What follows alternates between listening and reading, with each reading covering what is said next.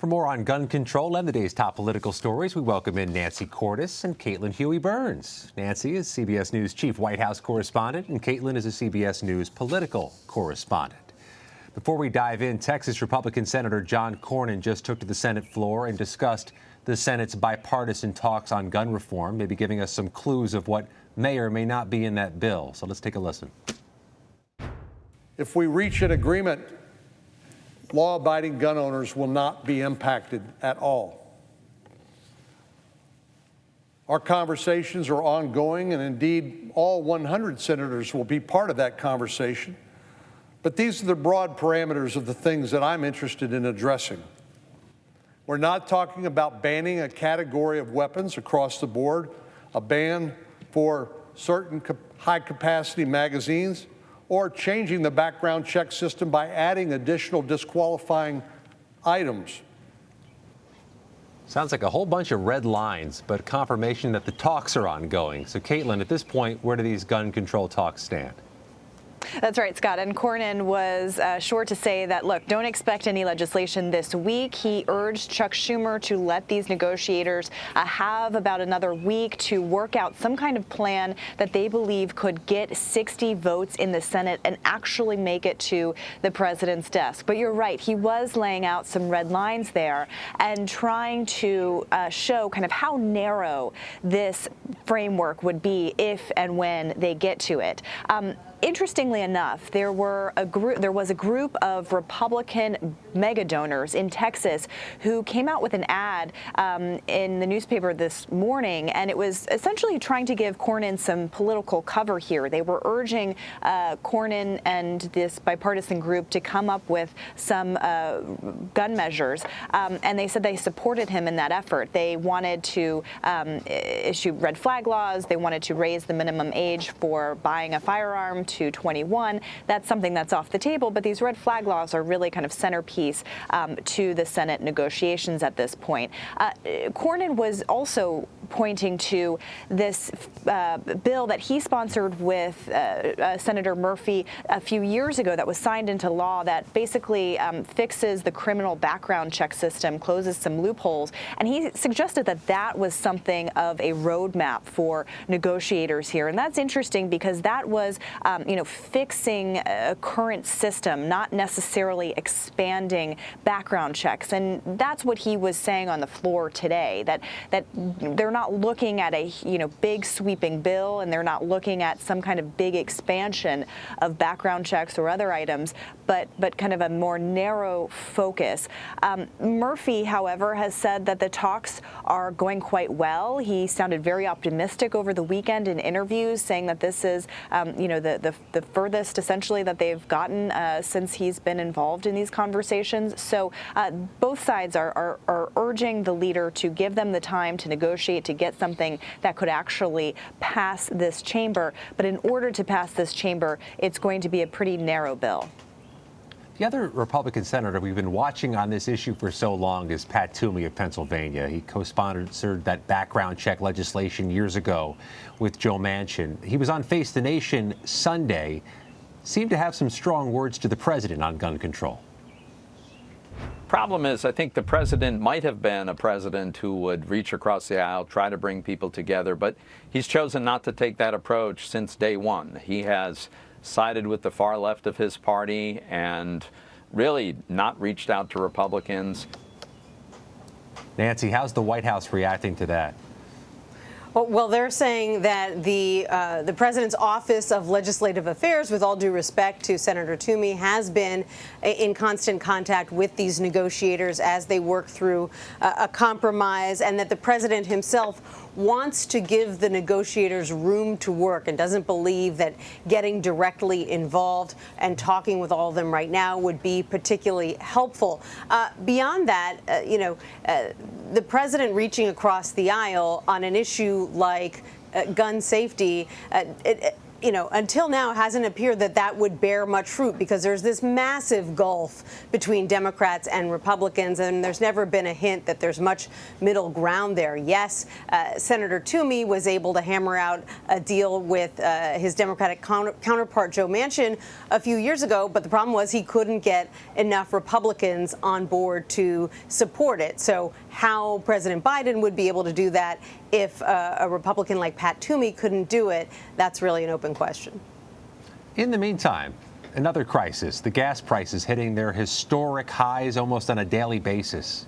You're now at $4.78 a gallon.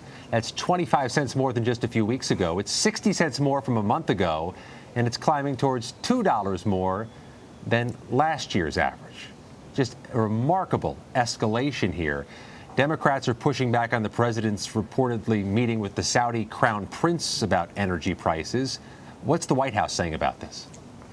Well, the White House is not confirming that the president actually is going to meet with the Saudi crown prince. There had been talk of President Biden possibly making a quick trip to Saudi Arabia when he heads to Europe for some meetings later this month. That's now off. But the White House press secretary said today it is not confirmed that he'll go and meet with the Saudis next month. And partly that's because the president has been taking some heat for even being willing to entertain a meeting with the Saudi crown prince. Even Adam Schiff, a Democrat, was on Face the Nation this weekend saying that he doesn't think that the White House should go anywhere near the Saudis. He says that the crown prince, Mohammed bin Salman, has blood on his hands for the murder of Jamal Khashoggi, and he himself wouldn't shake his hand or have anything to do with the Saudis. And so the White House clearly taking some heat over this, but the White House press secretary today, Karine Jean-Pierre, arguing that if it is in the interest of Americans for the president to go over there, perhaps talk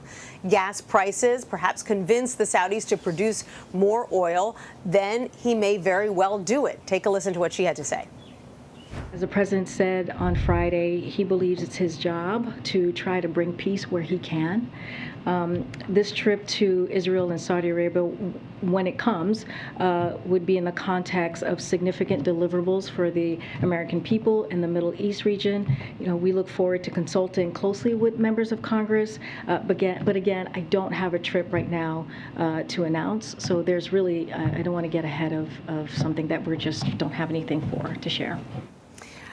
She was, however, pummeled with questions today, Scott, about some mixed messages coming from the White House. Why is it that President Biden is now potentially open to meeting with Saudi dictators when at the same time he is hosting the Summit of the Americas this week in Los Angeles and denying the leaders of Cuba, Venezuela, and Nicaragua the right to attend because they themselves are dictators? Is he willing to meet with dictators or not? That's the question this White House is getting. Caitlin, I want to shift to an issue you've been covering but also dealing with, the baby formula shortage. A few shipments of formula have come in from abroad, but the question is that making the situation any better? Yeah, well, our pediatrician actually gave us a couple of cans of formula at our appointment last week, so that's helpful. But when you look at the shelves, they're still not to where they should be, and especially it's in areas that don't have the kind of access that we have here in cities or low-income areas. And there are two parts of this problem that are persistent. One, of course, is the supply chain issue, and the response to that has been the administration, as you mentioned, flying shipments from overseas. They just announced a fifth Operation Fly Formula to take place June 9th to have 1.6 million bottles of 8-ounce bottles of formula shipped here from Germany to try to ease the supply chain issue. But there's also the question of that closed plant in Sturgis, Michigan, that really helped to cause all of this. That plant reopened a couple of days ago, but there are a lot of questions that lawmakers have about the reopening of that plant. plant. Rosa DeLauro, whose committee oversees the FDA, raised a lot of questions earlier today in a press release, saying that there are still a lot of questions about how this plant was open. She has a lot of questions for the FDA about the protocols in place for reopening this plant, and argues that they haven't been made as transparent as they could have been. And so even though this plant is reopening, it still will be a few weeks until that production actually hits shelves.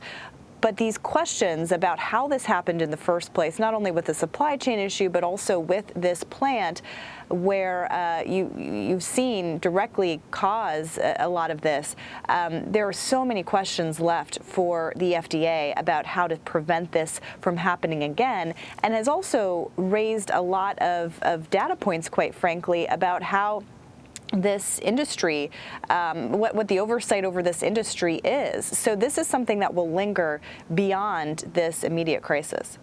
And meanwhile, the anxiety and the fear for a lot of parents remains as these questions remain. Nancy, the U.S. and South Korea held these joint military drills recently, something they've done for years, but right. Something's different about this year's exercise. That's right. What's different about this year's exercise is that it involved a U.S. aircraft carrier. For the first time since 2017, the exercises also lasted for 3 days. So some flexing of military muscle on the part of the U.S. and South Korea, just at a time when North Korea has been signaling its willingness to test another nuclear weapon. And this is kind of the U.S. and South Korea making good on a promise that they made a few weeks ago when the president was in Seoul, where he stood there next to the leader of South Korea and said that, if North Korea is going to continue to make these threats, if it's going to continue to openly work on a nuclear weapon, that the U.S. and South Korea are going to step up their military exercises in the region. And now that's exactly what's happening. Nancy Cordes, Caitlin Huey-Burns, a busy start to a busy week. Thank you both. You're welcome.